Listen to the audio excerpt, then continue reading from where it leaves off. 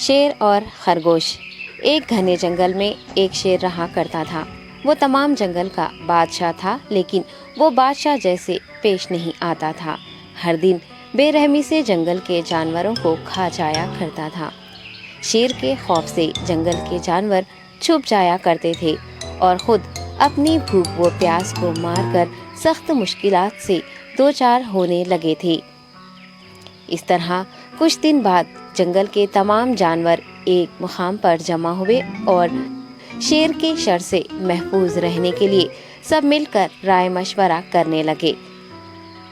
سب نے اپنی اپنی بات رکھی اور آخر میں ایک گیدڑ نے کہا، میرا خیال ہے کہ ہم روز شیر کے ہاتھوں مرنے کے بجائے ہم خود ایک بار شیر کے پاس چلے جائیں۔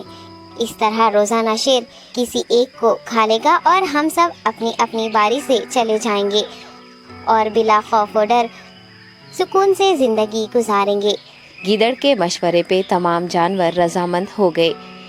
ایک بندر نے کہا، ٹھیک ہے، تمہاری بات بالکل درست ہے۔ موت کا خوف کرنے کے بجائے اپنی باری آنے تک ہم اطمینان و سکون کی زندگی گزار سکیں گے۔ جانوروں کی بات چیت مکمل ہونے کے بعد خود گیدڑ نے شیر کے پاس جا کر یہ ساری بات بتائی۔ گیدڑ کی باتیں سننے کے بعد شیر نے کہا، میں بادشاہ ہوں، اس لیے تم سب کی بات مان رہا ہوں، لیکن ایک بات غور سے سن لو۔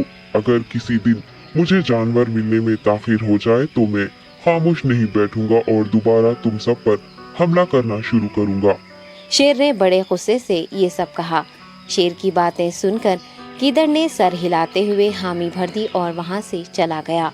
اس دن کے بعد ایک ایک جانور بلا ناغہ اپنی اپنی باری کے مطابق شیر کے پاس جانے لگے اور شیر سکون سے اپنے پاس آنے والے جانوروں کو مار کر اپنی بھوک مٹانے لگا۔ یہ معاملہ ایسے ہی چل رہا تھا اور ایک دن شیر کے پاس جانے کی باری ایک خرگوش کی آئی۔ وہ خرگوش بہت ہی ہوشیار تھا۔ اسے شیر کے پاس جانا منظور نہیں تھا اور اس نے اپنے ساتھی جانوروں کو بے رحمی سے مارنے والے شیر کو سبق سکھانے کی ٹھان لی اور ایک اچھی تدبیر نکال کر آہستہ آہستہ شیر کی گفا کے پاس پہنچ گیا۔ تاخیر ہو جانے سے شیر کافی غصے میں تھا اور خرگوش کو دیکھ کر غصے سے کہنے لگا، میں نے تم سب کو پہلے ہی کہہ دیا تھا، دیر ہو جائے تو میں خاموش نہیں بیٹھوں گا۔ تم نے وعدہ خلافی کی ہے، اس لیے میں جنگل جا کر من چاہے جانور کا شکار کر کھا جاؤں گا۔ تب خرگوش نے شیر سے کہا، معاف کر دیجیے بادشاہ سلامت، غلطی ہو گئی اور اس کا ایک واجب سبب ہے۔ اطمینان رکھیے، میں بیان کرتا ہوں، آپ سنیے اور اس کے بعد آپ آرام سے مجھے مار کر کھا لیں۔ شیر نے پھر غصے سے کہا، وہ کیا بات ہے، جلدی بتاؤ۔ خرگوش نے کہا، بادشاہ سلامت، میں آپ کے پاس آ رہا تھا اور راستے میں مجھے ایک شیر مل گیا اور مجھے مارنے کے لیے آگے بڑھنے لگا۔ میں نے آپ کی بہادری کی بات اس شیر کے سامنے رکھی، لیکن وہ شیر آپ کے بارے میں بہت برا بھلا کہنے لگا۔ یہ سن کر میں نے غصے سے کہا، تم ہمارے جنگل کے نہیں ہو، ہمارے بادشاہ کے بارے میں ایسی باتیں مت کہو۔ یہ سن کر وہ شیر مجھ پر حملہ کرنے کے لیے تیار ہو گیا۔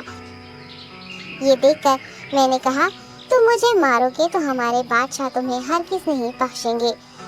تب اس شیر نے کہا، تمہارا بادشاہ میرا کیا کر لے گا؟